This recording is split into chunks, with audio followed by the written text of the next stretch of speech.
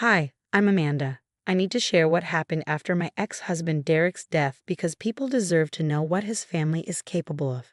Even now, it feels unreal how quickly everything spiraled into chaos. I was finalizing a deal on a beautiful beachfront property when the call came. Derek had suffered a fatal heart attack.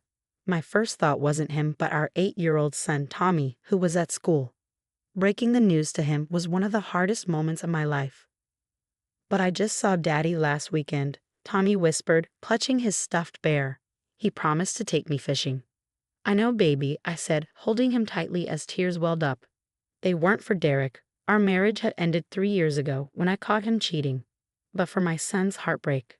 My phone buzzed incessantly, mostly with messages from Derek's family. His mother, Barbara, the self-proclaimed queen of our town's social scene, was already planning an elaborate funeral. She never missed a chance to put on a show. That evening, over dinner, Tommy poked at his peas. "Mom, they're saying it's your fault." I froze. "Who's saying that?" "Aunt Nancy. I heard her talking to Uncle James at school pickup. They said mean things." My grip on the fork tightened. Nancy and James, Derek's siblings, had always despised me. They never thought I was worthy of their golden boy, even though I was the one who ended things after his betrayal. Later that night, my best friend and the sharpest lawyer in town, Sarah, called. "Amanda, you won't believe this. Barbara's been telling everyone you stressed Derek into a heart attack."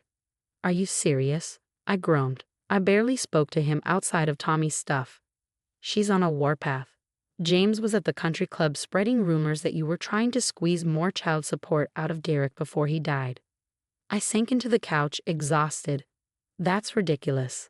I haven't even filed for modifications. I've been swamped with real estate." "Listen, the funeral's tomorrow," Sarah said. "Want me to come?" "Please," I sighed. "It's going to be a circus." And it was. Barbara arrived looking like she was accepting a Lifetime Achievement Award, with Nancy and James trailing behind her like loyal attack dogs. The funeral was barely over when Barbara announced that the will reading would take place immediately. Sarah leaned over and whispered, "She pushed for this. She's convinced everything's going to the family." As the lawyer read Derek's will, the room fell silent. As per Mr. Derek Mitchell's final wishes, the majority of his estate, including the family business shares and primary residence, will be held in trust for his son, Thomas Mitchell, until he reaches the age of 25. The silence lasted all of 2 seconds before the room erupted. "This is outrageous." Barbara's face turned scarlet. "He promised the company would stay in the family." "Tommy is family," I said firmly, keeping my voice steady.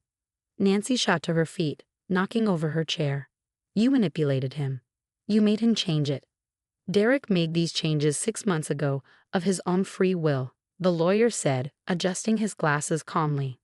James jabbed a finger at me, veins bulging in his neck. "She's poisoned everything she's touched since day one. This isn't over, Amanda." The chaos followed me home. Later that afternoon, while finalizing another deal, my phone exploded with notifications. My security system was going off like crazy. Sarah called before I could even check the footage. "Amanda, get home now. Your neighbor called me. Nancy and James broke into your house." My heart stopped. "Where's Tommy?" "He's okay," Sarah reassured me. "He's scared, but he's safe." Mrs. Peterson, our neighbor, heard the commotion and called the police. By the time I got home, after breaking every speed limit, police cars lined the driveway. Tommy ran to me the moment I stepped out of my car, tears streaming down his face. Mom, Aunt Nancy, and Uncle James came through the back door. They were yelling and throwing stuff. Officer Martinez approached, his notebook in hand. "Ma'am, your son was upstairs when the suspects entered. He had the presence of mind to hide in a closet and call your neighbor. Smart kid." I hugged Tommy tightly, my heart pounding. "Did you catch them?" "They fled when they heard the sirens," Martinez explained, motioning to my doorbell camera. "But your footage is clear, and your security system caught them breaking the back door lock." As I reviewed the footage with the officers, Sarah arrived. There they were, Nancy and James, breaking into my home, their actions and words captured in horrifying detail. "Find the will." Nancy hissed on the recording. "Barbara says it has to be here somewhere. Check his room. That brat might have papers in there too." My hands trembled with rage. I want to press charges. Already working on it, Sarah said, placing a firm hand on my shoulder. They crossed a line, Amanda, breaking and entering, endangering a minor. They're not walking away from this. That night, as I held Tommy while he finally fell asleep, my phone buzzed with a text from Barbara. You brought this on yourself. I took a deep breath and called Officer Martinez. Time to show them who they're messing with. The rumors started the next day. Barbara was working overtime, spreading lies about me. My phone stopped ringing at work. Clients canceled appointments, and people whispered when I walked into the grocery store. Sarah stormed into my office, waving her tablet. You need to see this. Barbara's posting all over social media, claiming you manipulated Derek into changing his will while he was sick. But Derek wasn't sick. He had a sudden heart attack. Exactly, Sarah said, handing me a stack of documents. And look at this. Derek's family tried to sabotage you during the divorce. They filed complaints to get your real estate license revoked. My coffee turned cold in my hands as I read through the evidence. I had no idea. Sarah flipped to another page. And the family business, practically bankrupt. They've been hiding it for months. Derek knew. That's why he protected Tommy's inheritance with a trust. Before I could respond, my computer pinged with an email from Tommy's school. My stomach dropped. Nancy had shown up at his lunch break, telling him I was stealing his dad's money and that his grandma misses him so much and just wants to talk. She violated the restraining order, Sarah muttered, scribbling in her notepad. What did Tommy do? He ran to the principal's office, I said, pride and worry mixing in my chest. Smart kid. Sarah's phone buzzed. My contact at the bank came through. Want to know why they're so desperate? The family's been taking out loans against the company for years. They're millions in debt. I pulled out my own files. I've been documenting everything, the break-in, the threats, Barbara's posts, recordings of their calls. Sarah grinned. Perfect. And get this, 3 other people have come forward about Barbara blackmailing them in the past. The DA is very interested. My phone buzzed again. Tommy misses his real family. Stop poisoning him against us. Sarah smirked. They're getting sloppy. The more they harass you, the stronger our case gets. Hours later, we had a mountain of evidence, financial records, harassment documentation, witness statements. But Sarah warned, they're going to crash hard, Amanda. People like this always do. We just need to protect Tommy from the fallout. She gestured to my phone. Did you see today's post?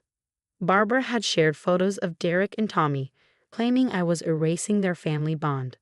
More evidence, Sarah said with a grim smile. You know what gets me?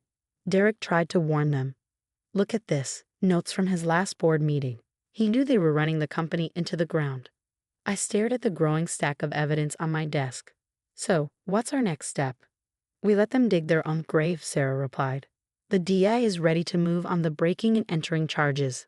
Once that hits the news, others will come forward. Barbara's house of cards is about to collapse.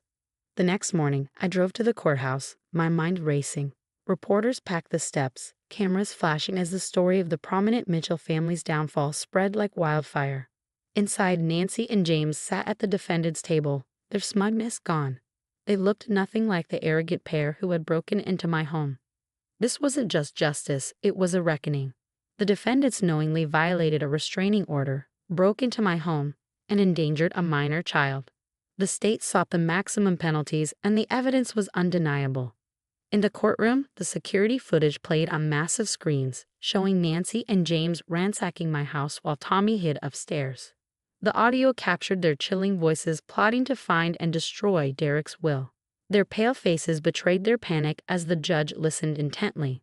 2 years, Sarah whispered as the judge handed down the sentence, plus 5 years probation and strict no-contact orders. But the courtroom drama wasn't the only bombshell of the day. Across town, Barbara's business partners stormed into her office, armed with evidence of financial misconduct. She had been forging documents and moving money to cover the family's spiraling debts. By sunset, she was voted out of her own company. Later, my neighbor texted me photos from the country club. Barbara had shown up for her usual lunch, only to be turned away. They'd revoked her membership. When she caused a scene, security had to escort her out. That evening, Tommy and I settled into our new home on the other side of town. The security system was state-of-the-art, And our neighbors knew nothing about the Mitchell scandal. "Mom, is Grandma Barbara going to jail too?" Tommy asked over a slice of pepperoni pizza. "No, honey, but she lost her company and all her friends. Sometimes that's an even worse punishment." "Good," Tommy said firmly. "She was mean to you. Dad wouldn't have liked that." The local news couldn't get enough of the Mitchell family's downfall. Barbara, once the queen of high society, was now a pariah. Her former business partners unearthed years of fraud, and the DA began building a civil case. Meanwhile, Nancy and James were headed to prison. Sarah called with updates almost daily. "You'll love this. Remember those people Barbara blackmailed? They're all filing lawsuits. She'll be in court until she's 90. 3 months later, life felt completely different. I closed on my biggest property sale yet, and my real estate business was thriving.